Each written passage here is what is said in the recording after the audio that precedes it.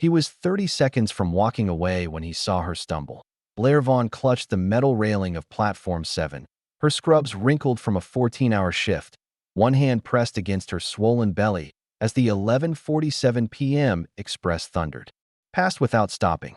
The wind from the train whipped her auburn hair across her face, but she didn't move to brush it away. She just stood there, swaying slightly, staring at the empty tracks like they might somehow conjure another train out of the November darkness. Colt Hayward was halfway to his car when he turned back. Something about the way she stood, not defeated. Exactly, but holding herself together with the kind of careful precision that comes right before everything falls apart, made him stop. His 6-year-old daughter Nova was asleep against his shoulder, her small fingers still clutching the hospital bracelet from her emergency room visit 3 hours earlier. Nothing serious, just a fever that had spiked too high too fast, but enough to send a single father into the kind of panic that makes you forget everything except getting your child help. The woman at the platform wasn't his problem. He had his own crisis, his own exhaustion, his own long drive home ahead of him. But something about her stillness in the chaos of the late-night station made him pause. "Miss?" His voice carried across the platform, gentle but clear. "You okay?" She turned, and even in the harsh fluorescent lighting, he could see the exhaustion carved into her features. Dark circles under green eyes that had probably seen too much that day. AID badge clipped to her scrubs read, Blair Vaughn, RN, Labor and Delivery. "The last train," she said quietly, her voice barely audible over the distant rumble of city traffic. "I missed the last train." Before we dive deeper into this night that would change everything, tell us, where are you watching from? And when this story ends, don't forget to rate it from 0 to 10. Trust me, you'll want to stick around for what happens next. Colt shifted Nova's weight against his shoulder. His daughter stirred but didn't wake, her fevered sleep finally peaceful. After hours of restless crying, the parking garage was a 5-minute walk. His apartment was 20 minutes if traffic cooperated. Home was warm beds and morning cartoons, and the kind of ordinary Saturday that he'd been desperately craving all week. But Blair Vaughn stood alone on Platform 7, 7 months pregnant and stranded, with the kind of quiet desperation that reminded him of another night, another woman who'd needed help and hadn't gotten it in time. "Where do you need to go?" he heard himself ask. She looked at him then, really looked, taking in the rumpled father in yesterday's jeans and a child draped across his shoulder like a living blanket. Her eyes searched his face for something, threat, judgment, salvation. He wasn't sure which. "Riverside District," she said finally. "But it's okay, I can call a rideshare or, at this hour? On a Friday night." Colt shook his head. "Those apps surge price after midnight, and you'd be waiting 40 minutes minimum." A pause stretched between them. The platform was emptying. Late commuters disappearing into the night like ghosts. Security guards made their rounds with practiced indifference. Somewhere in the distance, a siren wailed, another emergency. Another crisis that would demand someone's entire night. Blair pressed her hand to her lower back, a gesture so small and unconscious that Colt felt something tighten in his chest. He recognized that movement. His ex-wife had done the same thing in her 3rd trimester, before everything went wrong, before the lawyers and custody battles, and the kind of bitter ending that teaches you to be careful about helping strangers. But this wasn't about his past. This was about a pregnant nurse who'd probably spent her shift bringing babies safely into the world, now standing alone in a train station with no way home. "My car's in the garage," he said before he could talk himself out of it. "Riverside's not far. I can drop you off." Something flickered across her face. Surprise, maybe relief. Maybe the same instinctive wariness he'd seen in his own reflection. Too many times. She glanced at Nova, still sleeping peacefully, then back at him. "You don't know me," she said softly. "No," Colt agreed. "But you're a nurse who missed the last train. I'm a dad whose kid just got out of the ER, and sometimes strangers are exactly what we need." The station's overhead speakers crackled to life, announcing the closure of Platform 7. Last call for passengers. Final boarding. End of the line. Blair Vaughn looked at the empty tracks one more time, then at the man with the sleeping child who'd offered her exactly the kindness she hadn't known she was hoping for. "Okay," she whispered. "Thank you." What neither of them knew as they walked toward the parking garage was that this single moment of trust would unravel secrets that had been buried for 6 years, challenge everything they thought they knew about family, and prove that sometimes the people who save you are the ones who need saving most. The parking garage smelled like motor oil and rain-soaked concrete. Colt's footsteps echoed in the emptiness as he led Blair toward his car, Nova's weight familiar and warm against his shoulder. The little girl had barely stirred since falling asleep in the hospital waiting room, her fever finally broken, but her small body still recovering from the night's ordeal. "She's beautiful," Blair said quietly, her voice carrying a softness that spoke of professional experience with children. "How old?" "6. Just turned 6 last month." Colt shifted his keys, trying to unlock the car without waking Nova. "Her name's Nova, like the star." "Nova Hayward," Blair repeated, and something in her tone made him glance at her. She was staring at his daughter with an intensity that seemed to go beyond polite interest. That's a lovely name." The car was nothing special, a reliable sedan with coffee stains on the upholstery and a collection of Nova's artwork taped to the dashboard. Colt had learned that luxury was less important than dependability when you were raising a child alone. He settled Nova into her booster seat, buckling her in with practiced ease while Blair eased herself into the passenger seat with the careful movements of someone whose body was carrying more than it was designed for. "Rough shift?" he asked as they pulled out of the garage, noting the way she rubbed her temples. 3 deliveries, 2 emergency C-sections, and a very long conversation with a first-time father who fainted during crowning. Blair managed a tired smile. "Friday nights at Metro General aren't exactly peaceful." "Metro General. That's where we just came from." The coincidence felt strange, significant somehow. Small world. "Wait." Blair turned to face him, green eyes suddenly alert. "You were there tonight? With Nova?" Fever spiked to 104. She was hallucinating, talking about purple elephants in her bedroom. Colt's hands tightened on the steering wheel, remembering the terror of those moments. Turn out to be nothing serious, just a virus, but when you're flying solo, you panic, Blair finished softly. "I know the feeling." Something in her voice made him look at her more carefully. Even exhausted, even wrung out from what had obviously been a brutal shift, there was a competence to her that spoke of someone used to handling crisis. But underneath that professional calm, he sensed something else, a loneliness that matched his own.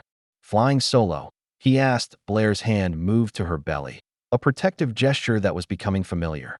7 months. And counting. The father? Well, let's just say he had different ideas about what family means. The city streamed past the windows, late-night diners glowing like lighthouses, empty bus stops, the occasional cluster of people spilling out of bars with the bright, desperate energy of Friday night revelry. But inside the car, the mood was quieter, more thoughtful. 2 people who'd found themselves unexpectedly sharing space and truth in the middle of a long night. "I'm sorry," Colt said. "That's rough timing. Honestly, I'm better off." Blair leaned back against the headrest, closing her eyes. "I've been taking care of people my whole career. Turns out I'm pretty good at taking care of myself, too." In the back seat, Nova stirred, mumbling something about butterflies and ice cream. Both adults smiled at the random music of a child's dreams. "She talks in her sleep," Colt explained. "Usually about food or animals. Last week, she had an entire conversation with a dream giraffe about sharing cookies." "That's precious." Blair's voice was wistful. "I wonder what mine will dream about." "Mine? The baby. It's a girl." She smoothed her scrubs over her belly. "Due in February. I keep thinking about what kind of world I'm bringing her into, what kind of dreams she'll have." They were entering Riverside now, a neighborhood of modest apartments and small houses where porch lights glowed like promises of home.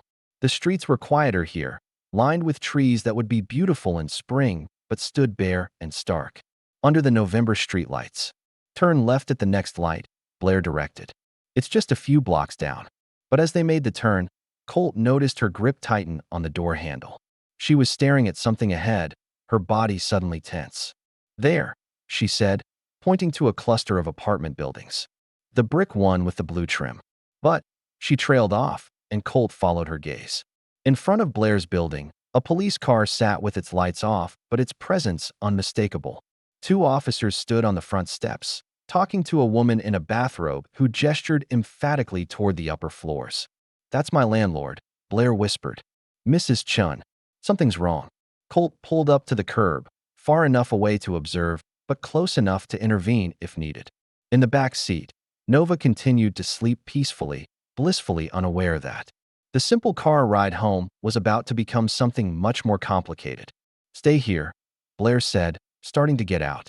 "I need to know." Colt's voice was gentle but firm. "We do this together. Whatever it is." Blair looked at him. This stranger who'd already shown her more kindness in 1 hour than she'd received in months, and felt something shift inside her chest. Trust, maybe. Or just the profound relief of not having to face whatever waited ahead. Alone. "Okay," she said. "Together." As they approached the building, Mrs. Chin's voice carried across the night air, sharp with anxiety and frustration. "Broken since Thursday, flooding the apartment below, but she hasn't answered her phone, and with the baby coming." The officers looked up as Blair and Colt approached, their expressions shifting from professional neutrality to curiosity. One of them, a young woman with kind eyes, stepped forward. "Miss Vaughn, we've been trying to reach you. There's been a water main break in your unit." And in that moment, as Blair stared up at her apartment building where yellow tape now blocked the entrance and water damage claims would soon pile up like storm clouds, Colt found himself making the second impulsive decision of the night. Point one. That would change everything. "You can't go up there," Officer Martinez explained, her voice professional but sympathetic. "The water damage is extensive. Building inspector says it's not safe until repairs are completed." Blair stared up at her apartment windows, dark now, but behind that darkness lay everything she owned. Baby clothes folded in drawers. The crib she'd assembled last weekend. Photo albums and nursing textbooks and the lavender candle she lit every evening after long shifts. A small ritual that made the small space feel like home. "How long?" she asked, her voice steady despite the way her hands had started to shake. "The repairs could be weeks," Mrs. Chin interjected, wrapping her bathrobe tighter against the cold. "Insurance needs to assess everything. The apartment below is flooded completely." "I'm so sorry, Blair, but with your condition." She gestured helplessly at Blair's belly. "You can't stay somewhere without heat or running water." Behind them, Nova stirred in the car, making small sleepy sounds that carried through the half-open window. Colt glanced back at his daughter, then at Blair, watching her absorb this latest blow with the kind of quiet strength that comes from practice. She wasn't falling apart, but he could see the careful calculation happening behind her eyes, mentally sorting through options that were probably few and far between. "I have some money saved," Blair said finally. "I can find a hotel for a few days, figure out something more permanent. Hotels don't take 7-month pregnant women for extended stays," Officer Martinez said gently. "Liability issues. And this time of year, with the holidays coming." She didn't need to finish. They all knew how quickly temporary solutions could become permanent problems. Mrs. Chin pressed a key into Blair's hand. "Storage unit in the basement wasn't affected. You can get your things tomorrow when it's light. But tonight, she's coming with us." Everyone turned to look at Colt, who seemed as surprised by his words as everyone else. But as soon as he'd said them, something settled in his chest. A certainty that felt like recognition. "Colt, no," Blair said quickly. "I can't ask you to. You're not asking. I'm offering." He looked at Officer Martinez, then at Mrs. Chun, gathering authority from somewhere deep inside himself. "I have a spare room. Clean, safe, warm. And Nova loves meeting new people." The truth was more complicated. He had a spare room that served as his home office, a pull-out couch that had seen better days, and absolutely no experience hosting pregnant strangers. But he also had something else. The memory of 6 years ago, when he'd needed help and strangers had turned away. When Nova's mother had left him alone with a newborn and enough fear to last a lifetime. "You don't know me," Blair repeated, the same words she'd spoken at the train station. "I know you're a nurse who spent her shift bringing babies safely into the world. I know you missed the last train because you stayed late to help someone else. I know you're 7 months pregnant with nowhere to go." Colt's voice was quiet but firm. "And I know that sometimes doing the right thing is the only choice that matters." Officer Martinez looked between them, reading the subtext of two people who'd found themselves in an impossible situation, making the best decision they could. Mr. Hayward. Colt Hayward. Mr. Hayward, we need to run a basic background check. Standard procedure for this kind of situation. Of course. Colt pulled out his wallet, handing over his license. I work from home, freelance graphic design. Clean record, current on child support, even though my ex waived it. Nova's my priority. But he looked at Blair, noting the way she held herself. Proud but exhausted. Independent but clearly in need. Sometimes your priority includes taking care of people who need it. 20 minutes later, after calls were made and databases checked and assurances given, Colt found himself driving home with 2 passengers instead of 1. Nova had woken briefly as they transferred her to the car, blinking sleepily at Blair.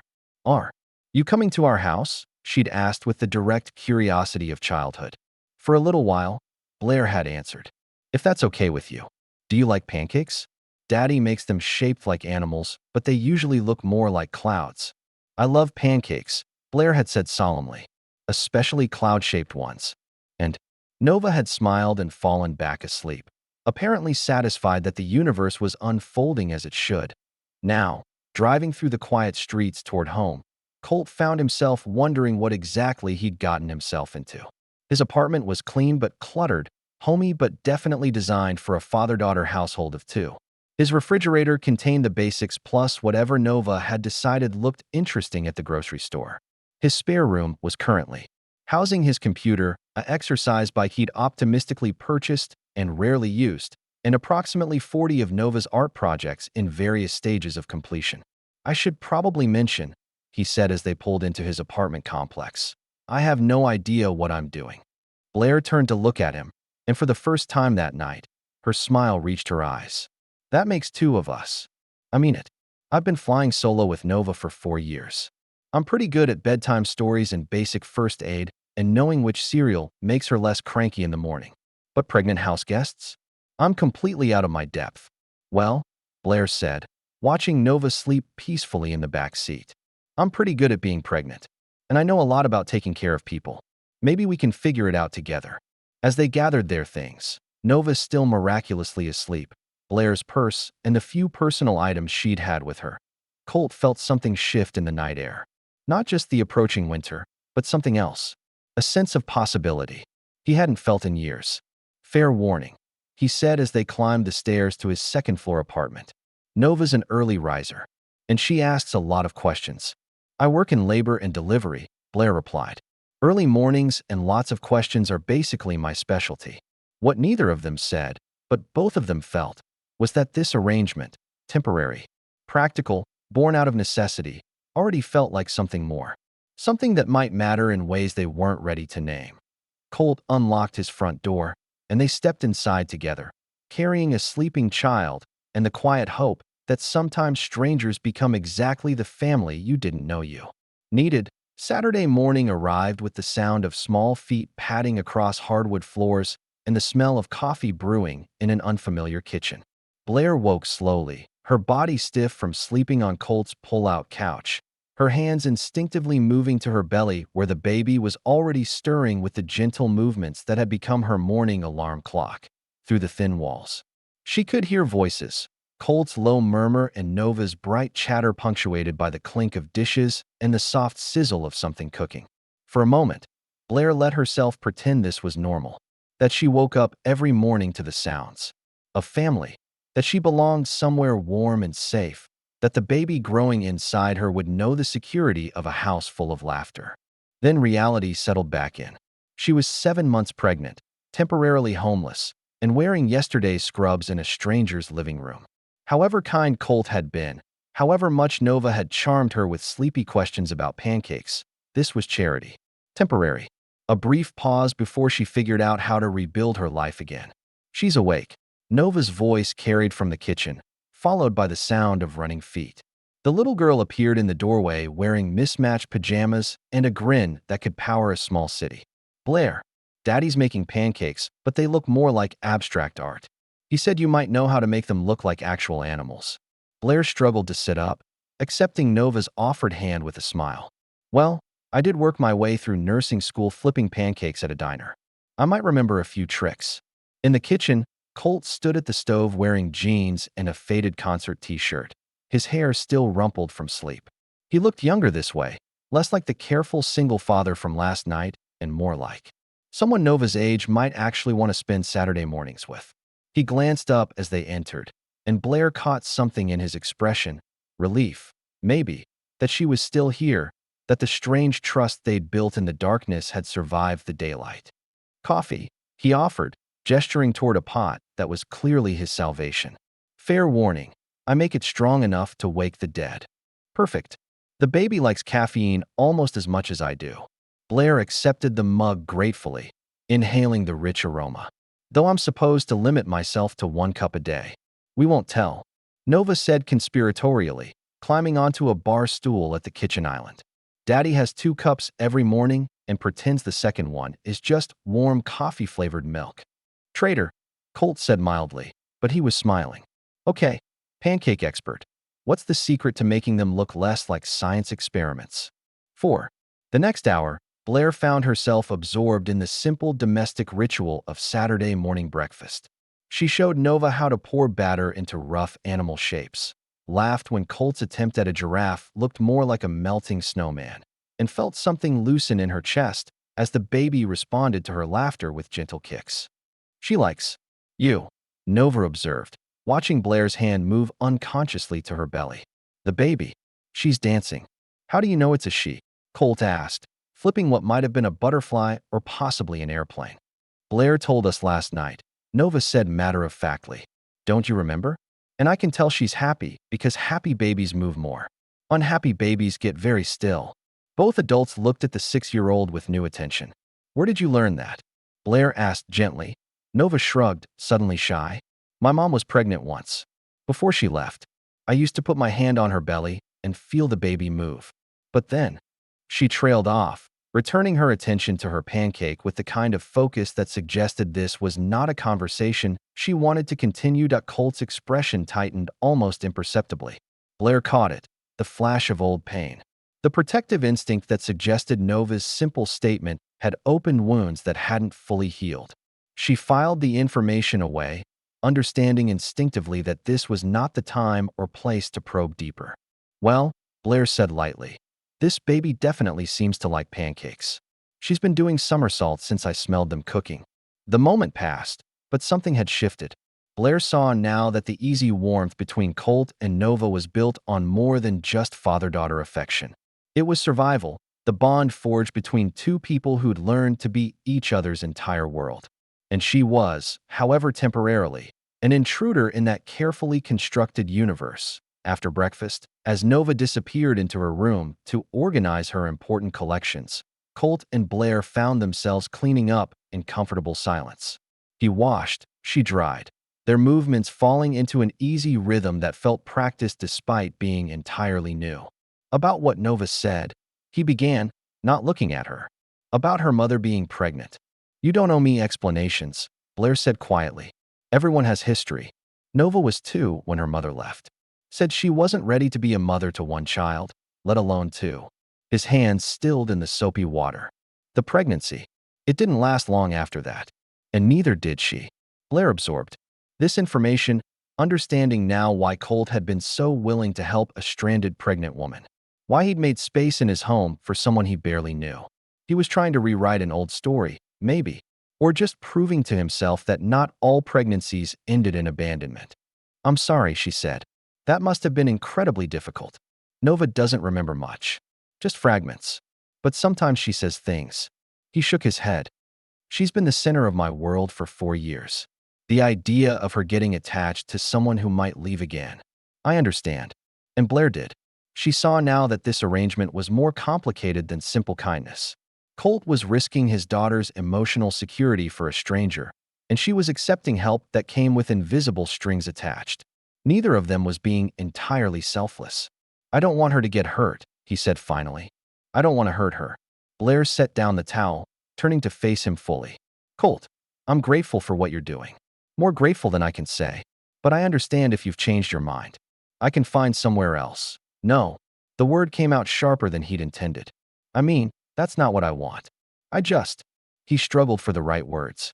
Nova's already planning pancake lessons and asking if you can help her with a school project about nurses. She's building you into her world at warp speed. And that scares you. Terrifies me. Blair nodded slowly. Outside, the November wind rattled the windows, reminding them both that winter was coming, that temporary solutions had a way of becoming permanent whether you planned for them or not. What if we made some ground rules, she suggested. Clear expectations. A timeline. That way Nova knows this is temporary, and you don't have to worry about me falling apart when you leave. The words hung in the air between them, honest, and vulnerable, and much more complicated than either of them was ready to address.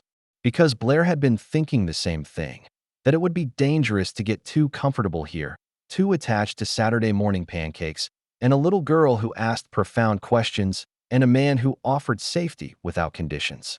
But before either of them could respond, Nova's voice called from her bedroom.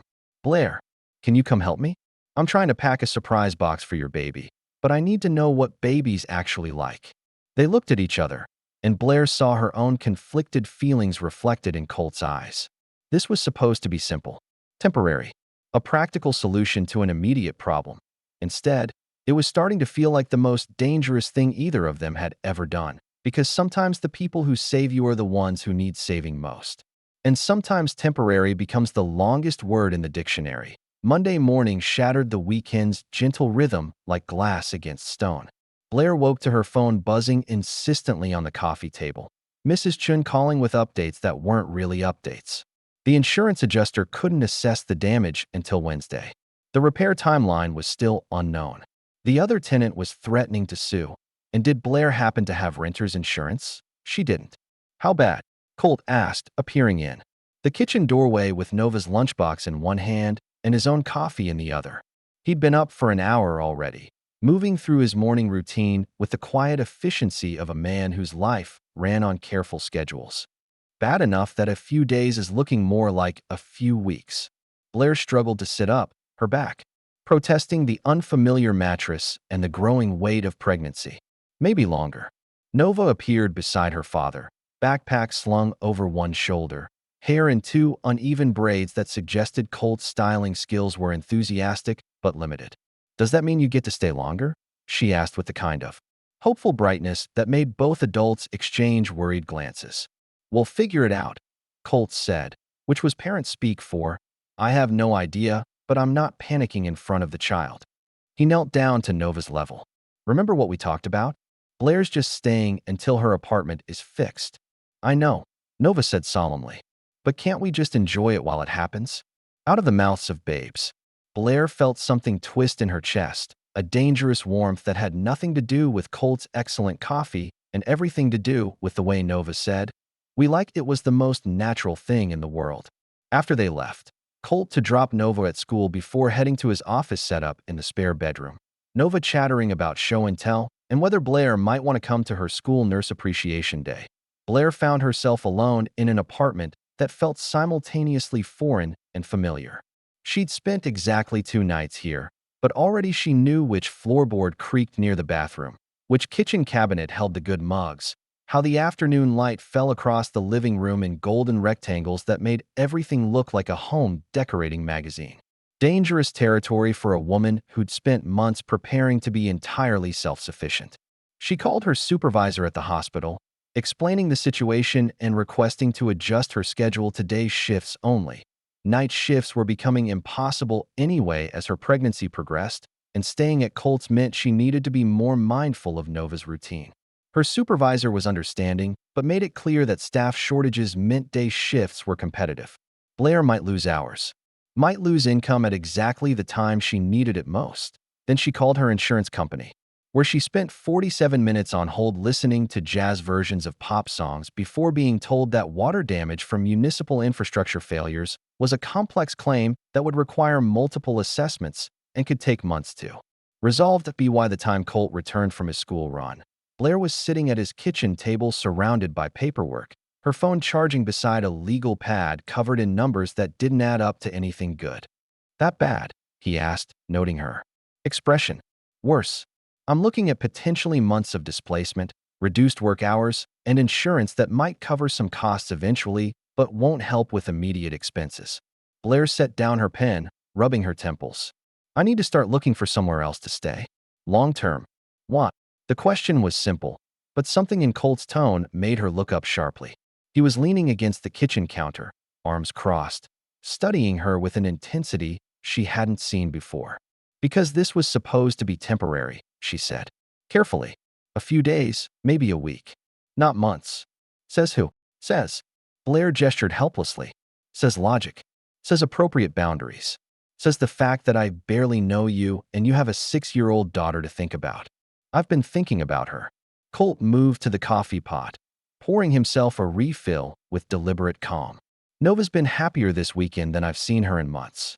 She's excited to come home, excited to share stories about school, excited to show you her collections and her art projects and every random thought that crosses her mind. That's exactly why this is dangerous. She's getting attached. So am I. The words landed between them like a confession neither of them had planned. Blair felt her breath catch, her hands instinctively moving to her belly where the baby responded to her sudden tension with sharp kicks. Colt, I know this is complicated. I know it's messy and unplanned and probably completely insane. He set down his coffee, moving closer until he was standing across the table from her. But Nova slept through the night for the first time. In weeks on Friday. Saturday morning, she helped make breakfast instead of hiding in her room. Sunday, she asked if we could teach your baby to play board games when she gets older. Blair closed her eyes, fighting against the dangerous warmth spreading through her chest. And what happens when I leave? When I find somewhere else to live? When the baby comes? When life gets complicated in ways we can't predict? I don't know, Colt said honestly. But I know what happens if we don't try. Nova goes back to asking me why some families have mommies and some don't. I go back to wondering if I'm enough for her. You go to some impersonal extended stay hotel or temporary housing arrangement where nobody knows if you're okay, where you're alone when the baby comes. The image hit harder than Blair wanted to admit.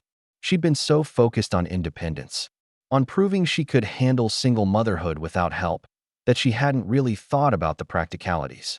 The loneliness, the fear of labor without someone she trusted nearby, the prospect of bringing her daughter home to temporary housing, sterile and impersonal and nothing like the warm chaos of Colt's apartment. This isn't charity, Colt continued, reading her thoughts with uncomfortable accuracy. Nova needs to see what it looks like when adults take care of each other. I need to remember what it feels like to be part of something bigger than just survival. And you? He hesitated. You need somewhere safe to wait for your daughter to arrive. What about when she does arrive? A newborn, night feedings, crying at all hours. I've done the newborn thing. I know what I'm signing up for. With your own child. This is different. Is it? Colt asked quietly. Because it doesn't feel different to me. It feels like the most natural thing I've done in years. Before Blair could respond, her phone rang. The hospital. She answered automatically, her professional voice sliding into place. Blair Vaughn. But as she listened to the voice on the other end, her expression changed. Professional detachment gave way to shock, then to something that looked like grief. I understand, she said finally. Yes, I'll make arrangements. Thank you for calling. She hung up, staring at the phone like it might explain what had just happened. Blair. Colt's voice was gentle. What is it? That was my supervisor. There's been a scheduling change. Budget cuts. They're reducing the nursing staff, and she looked up at him, her eyes bright with unshed tears. They're eliminating my position. Effective next week. The silence stretched between them, heavy with implications neither of them wanted to voice.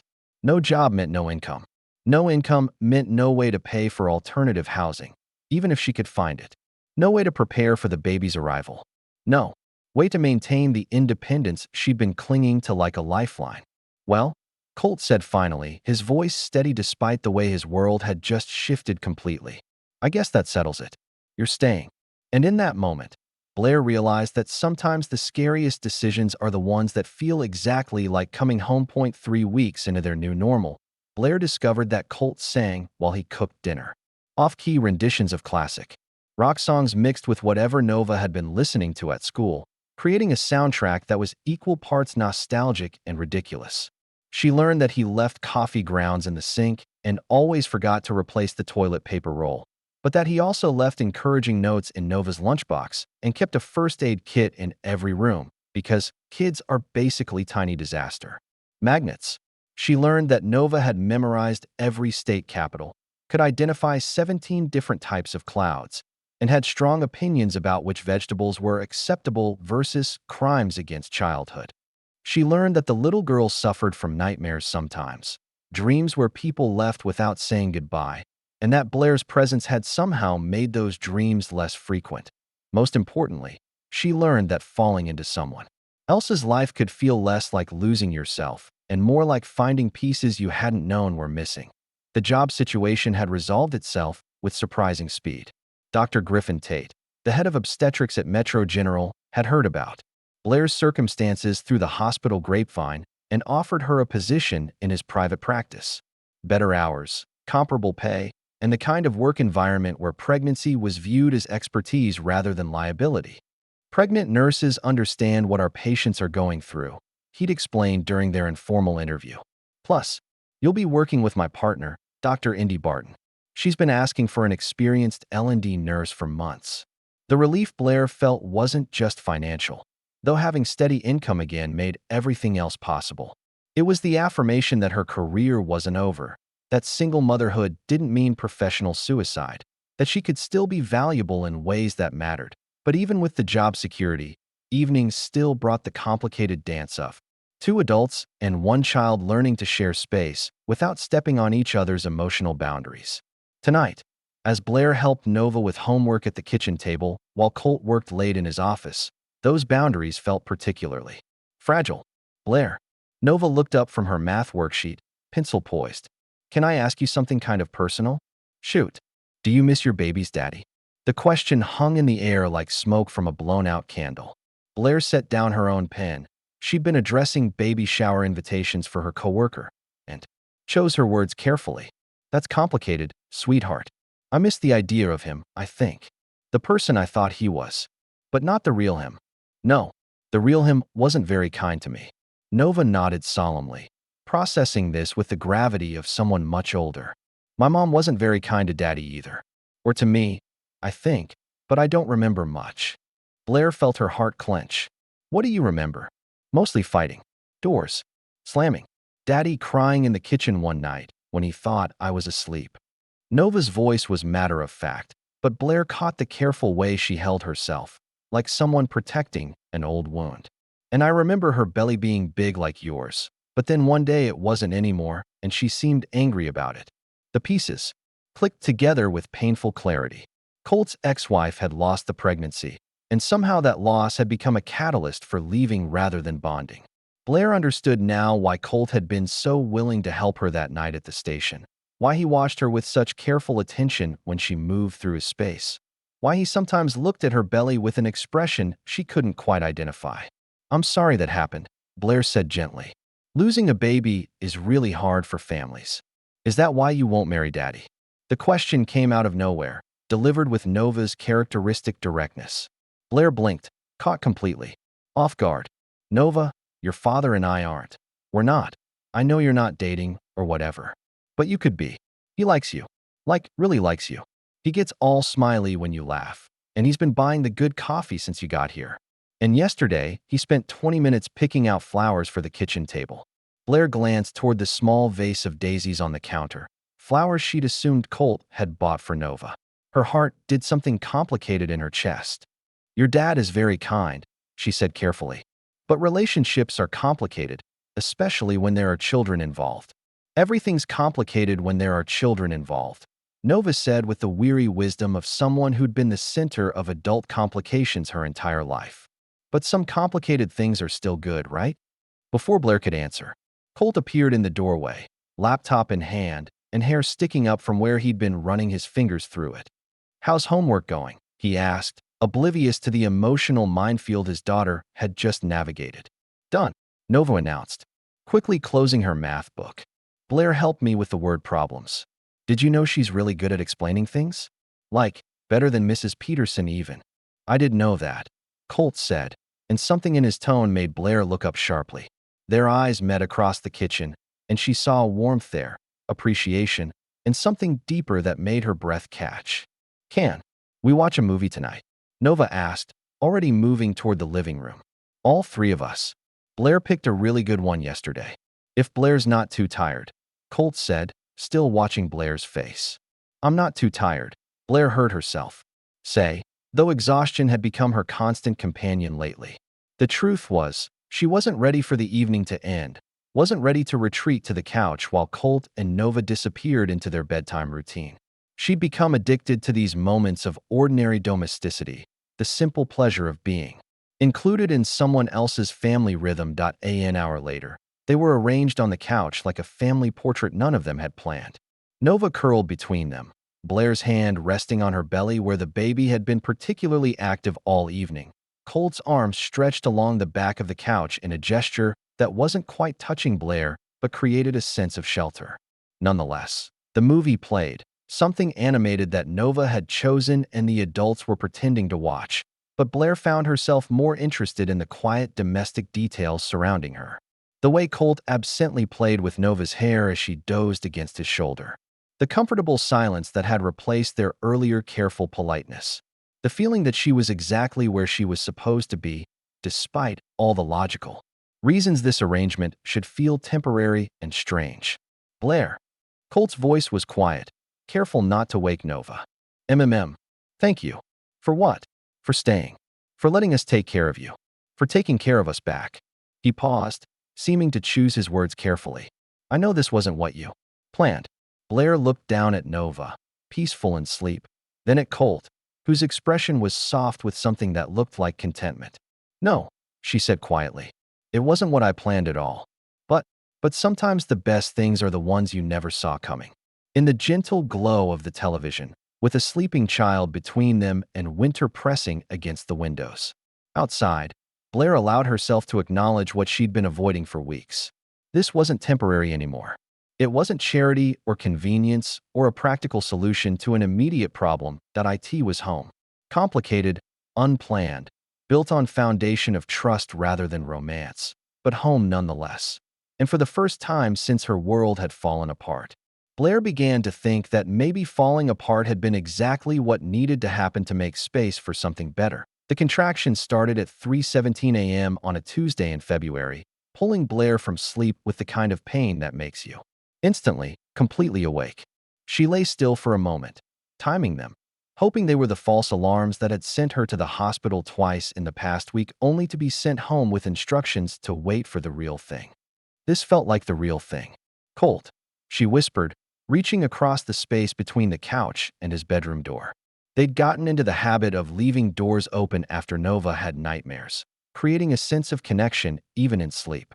Colt, I think, she didn't need to finish.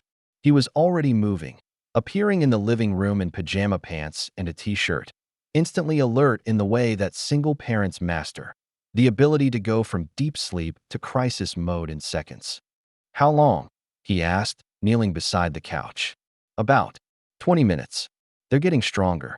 Blair gripped his hand as another contraction peaked, breathing through it with the techniques she'd taught hundreds of other women but had never imagined using herself.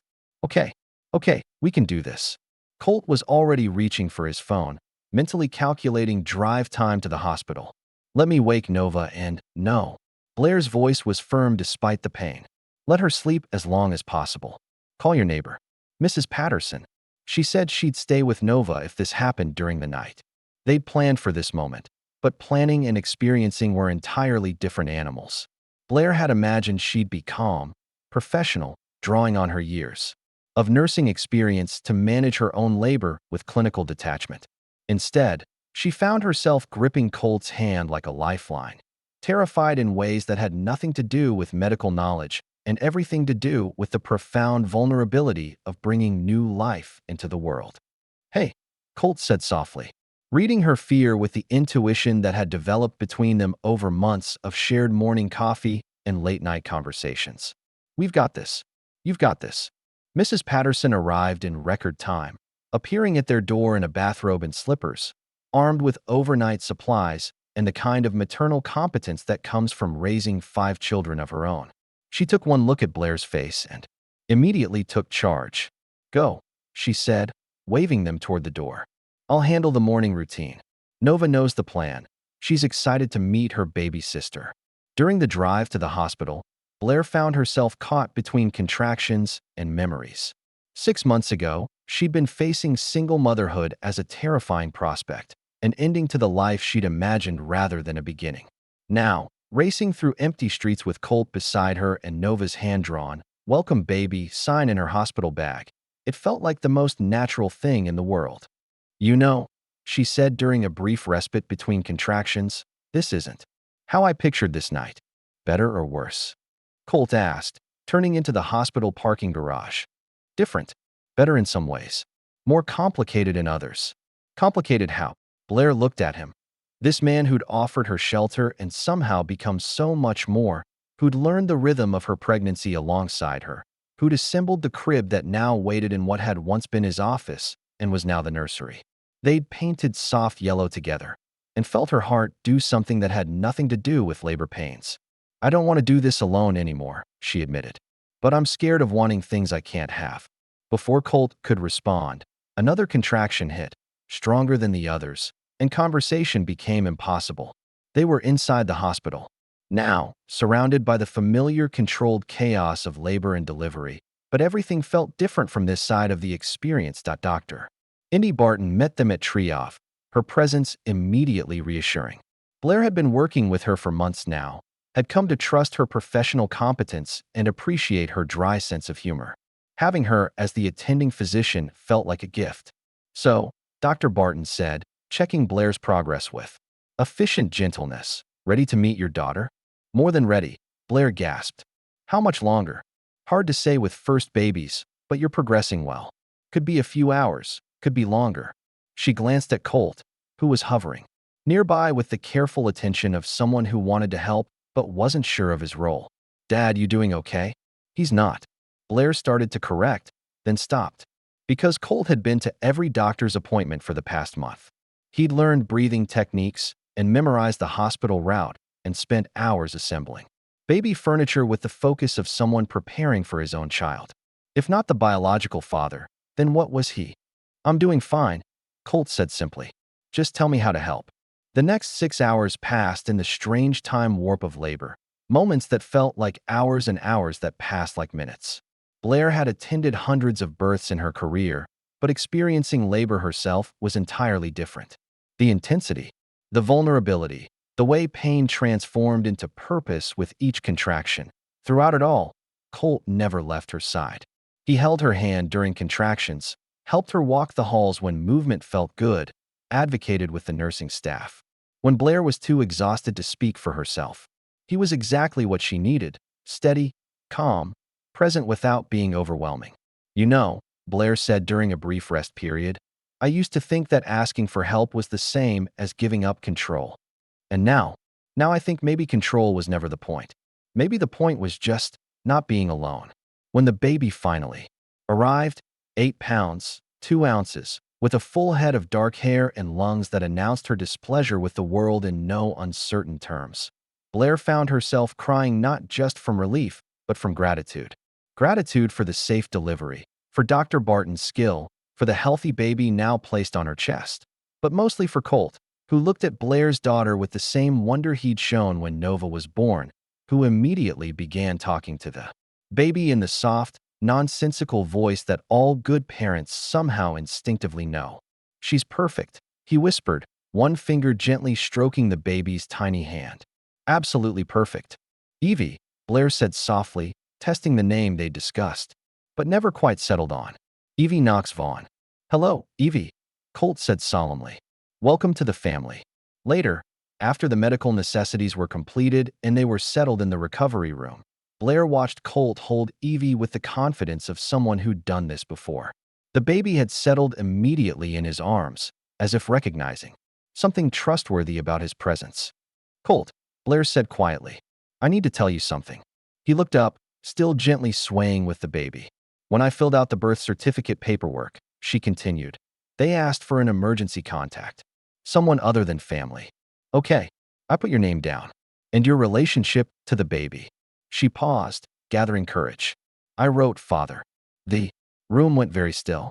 Colt stopped swaying, his eyes wide with something that looked like shock and hope in equal measure.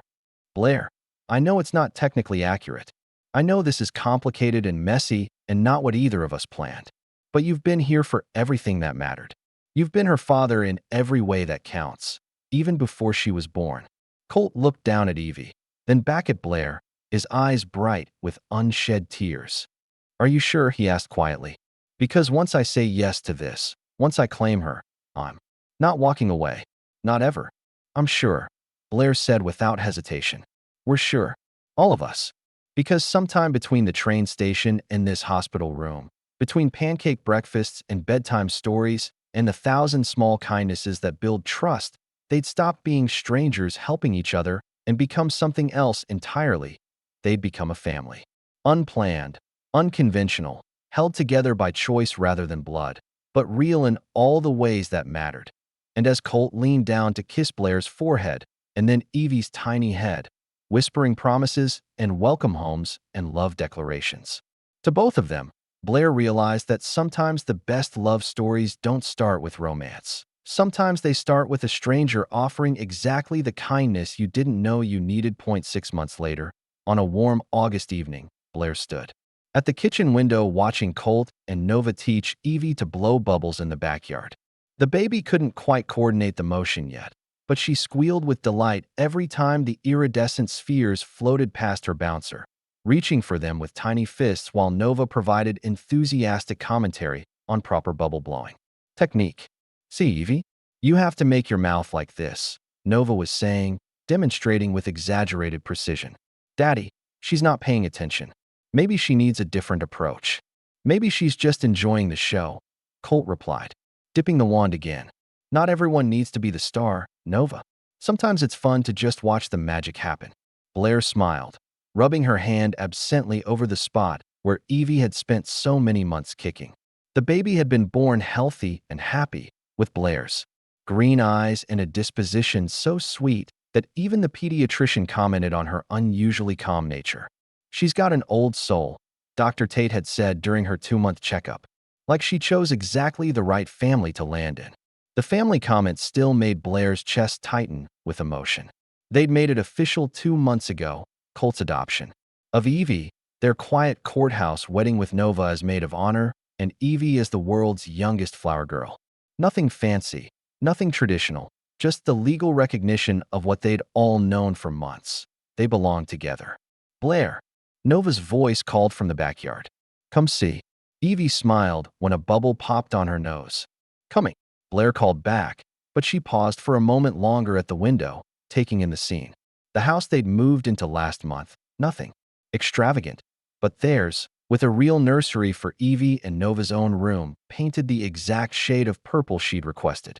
A yard big enough for a swing set and gardens they were learning to tend together. Space for the life they were building one ordinary day at a time. Her phone buzzed with a text from her supervisor at Dr. Tate's practice. "Patient delivery went perfectly. She specifically asked for you to be there for the next one. You've got a gift for this, Blair." The message filled her with quiet satisfaction. She'd found her professional footing again, was building a reputation as the nurse who could calm the most anxious patients, who somehow made the experience of childbirth feel safer and more manageable. She suspected her own experience had something to do with it. The knowledge that even when nothing goes according to plan, love can still find a way to make everything work out. "Mama," Nova's voice again, though she'd started calling Blair that without prompting months ago. "Evie's getting cranky. I think she needs you." Blair stepped outside into the golden evening light, immediately enveloped by the sounds and smells of summer. Colt looked up as she approached, his hair slightly mussed from chasing bubbles, his expression soft with the contentment that had become his default setting over the past year. "How was your day?" he asked, reaching for her hand as she settled beside him on the picnic blanket. "Good. Busy. 3 deliveries. All healthy babies, all grateful families." Blair lifted Evie from her bouncer, immediately soothing the baby's fussing with practiced ease. "Mrs. Patterson stopped by the clinic with pictures of her new granddaughter. She says to tell you Nova's welcome to babysit when she's older." "I'll put that on the list of things I'm not ready to think about," Colt said, making Nova giggle. "What list?" she asked. "The list of ways you're going to make me feel old before my time," Colt replied solemnly. "It includes babysitting, dating, driving, And anything involving the words dad, all my friends are doing it. What about college? Nova asked innocently. College is fine. Encouraged, even. It's everything between now and college that terrifies me. Blair laughed, shifting Evie to her shoulder. The baby had settled immediately, making the small, contented sounds that never failed to make Blair's heart melt. Speaking of college, I got a call today. The nursing program at the university wants me to guest lecture in their obstetrics rotation. Share some real-world perspective. That's amazing, Colt said, pride evident in his voice. You should do it. I want to. It feels like, I don't know, like coming full circle somehow. Like all the difficult parts led to something worthwhile. They did, Colt said quietly, his eyes holding hers with the intensity that still surprised her sometimes. All of it. The job loss, the apartment flooding, missing that train, all of it led here. Are you getting sappy again? Nova asked, settling cross-legged on the blanket. Because if you are, I'm going to start charging admission for family moments. Your parents are allowed to be sappy, Blair said, realizing as she said it that she'd referred to herself and Colt as Nova's parents without thinking. The casual use of the word filled her with quiet happiness. I know, Nova said with the wisdom of someone who'd learned early that family comes in many forms. I like it when you're sappy. It means everyone's happy. As the sun began to set, casting long shadows across their small yard, Blair found herself thinking about the story she'd tell Evie someday. How they'd found each other in a train station, during the worst night of both their lives. How sometimes the people who save you are the ones who need saving most. How love doesn't always announce itself with fireworks and orchestras. Sometimes it arrives quietly, in the form of someone offering exactly the kindness you didn't know you needed. What are you thinking about? Colt asked, noting her contemplative expression. Stories, Blair said. How they end. How they begin. How sometimes the ending you thought you wanted wasn't actually the ending you needed. And what kind of ending is this?